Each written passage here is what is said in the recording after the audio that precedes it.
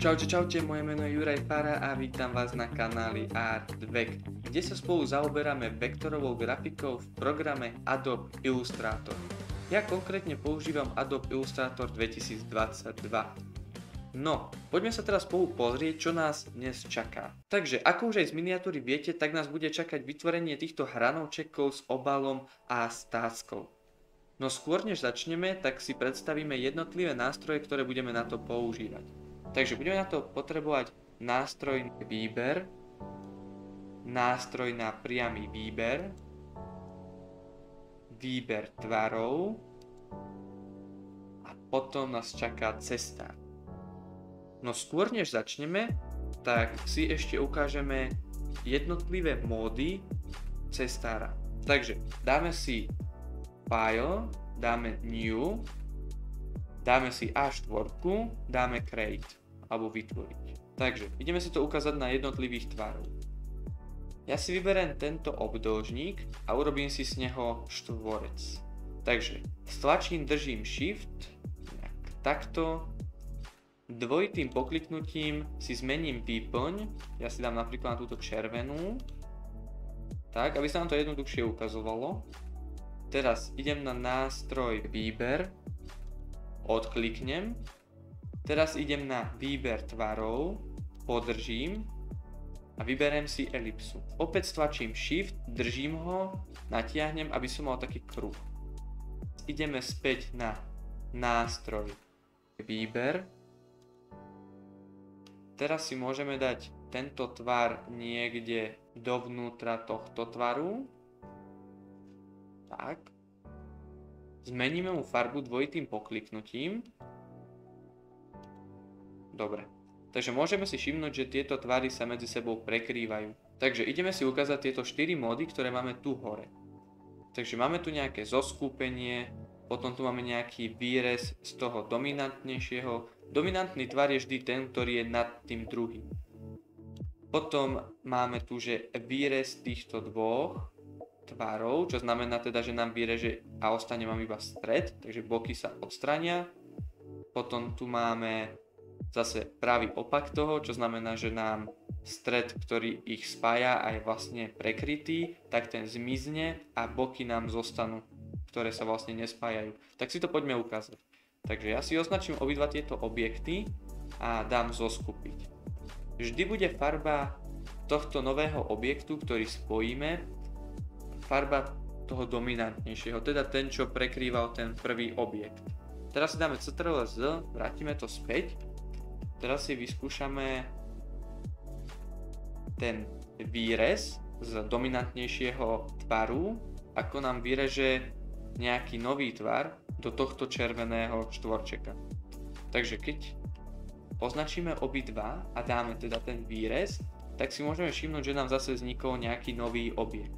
Dáme Ctrl+Z, teraz si ukážeme ten stred, takže dajme tomu, že si to necháme takto, označím si obidva a dáme na ten stred, no a práve si môžeme všimnúť, že nám zostalo pol kruhu, takže naozaj to tak ukazuje a vytvára, ako som hovoril. A teraz si ešte ukážeme to, kde nám práve že stred zmizne a ostanú nám iba kraje alebo boky. To je týmto exclude a práve si môžeme všimnúť, že tam, kde sa prekrývali, je teraz prázdne a tie boky nám pekne zostali. Ešte tu máme jeden, a to je taký bonusový, a to je, kde nám práve že tento nedominantný tvar vyreže z dominantného. Takže označíme si obidva tieto tvary a klikneme na minus back, čo znamená teda ten, čo je vzadu, nám odstráni z toho prednú. Takto. Takže ako si môžeme všimnúť, tak práve sme s pomocou toho štvorčeka vymazali určitú časť z toho kruhu. No nebudem to nejako dlho naťahovať, práve som vám ukázal nejaké tie módy toho cestára a teraz sa poďme spolu vrhnúť na hranovky, obal a tácku. Tak poďme spolu na to spraviť tácku. Takže ideme do výber tvarov, tu si vybereme obdĺžnik, takto si ho približne nakreslíme. Trošku si to priblížime. A ako si môžeme všimnúť, tak tu máme zaoblené boky. Ľavý spodný a pravý spodný. Takže vrátime sa späť. Toto ešte by sme mohli trošku zúžiť, takže ideme na nástroj výber. Tak toto zúžime. Teraz klikneme na tento bod, stlačíme Shift, držíme ho a klikneme na tento druhý bod. Teraz kurzorom nabehneme na ten prvý bod, na ktorý sme si označili, klikneme na ňo, držíme ho a potiahneme to takto hore, kde nám budú svietiť takto červené boky. Teraz zmeníme farbu. Dvojitým pokliknutím dáme si teda modrú.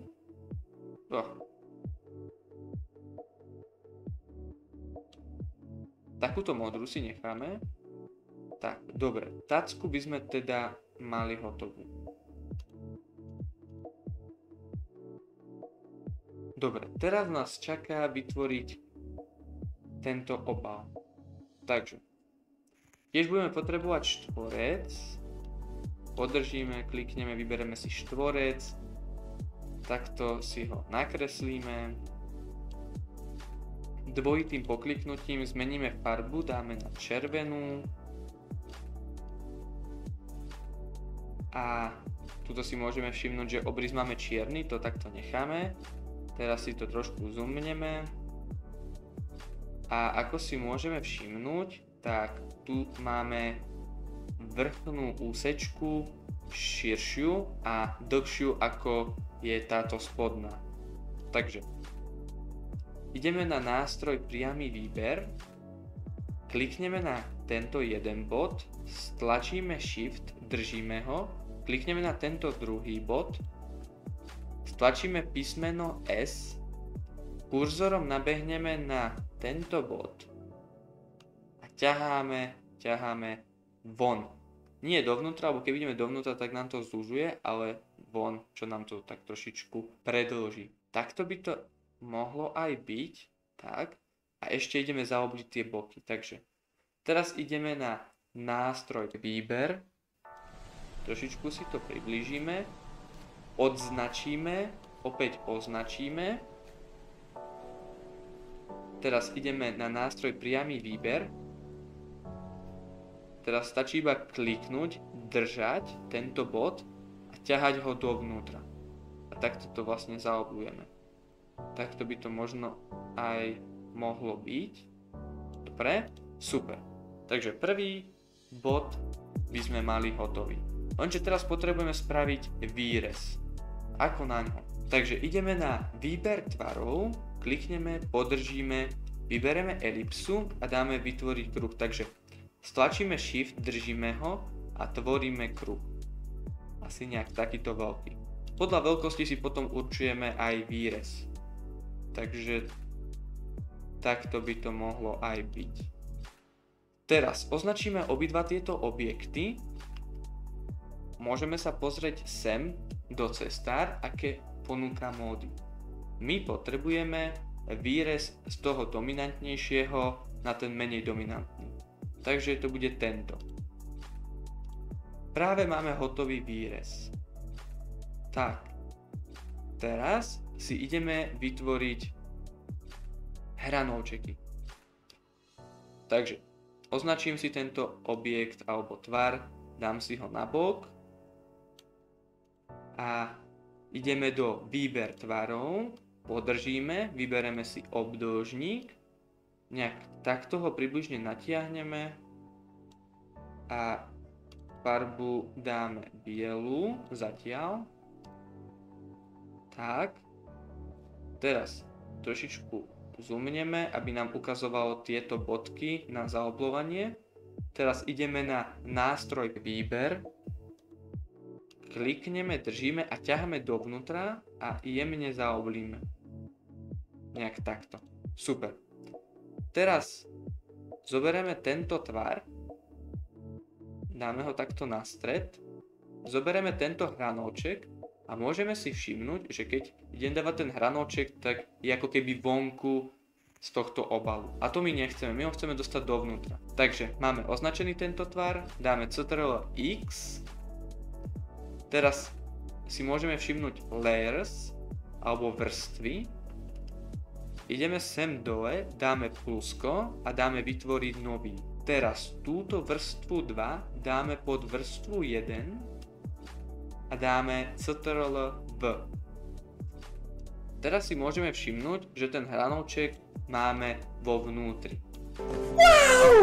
Takže teraz tam ponahadzujeme všetky ostatné hranolčeky. Už tam máme hranolčeky všetky takto poskladané, videjko som strihol, aby sme nemuseli zbytočne ho naťahovať. Takže dúfam, že sa vám toto videjko páčilo a v ďalšom videjku si ukážeme, ako pridáme tento tieň, tento lesk a ako sa vyhráme s gradientom. Čaute!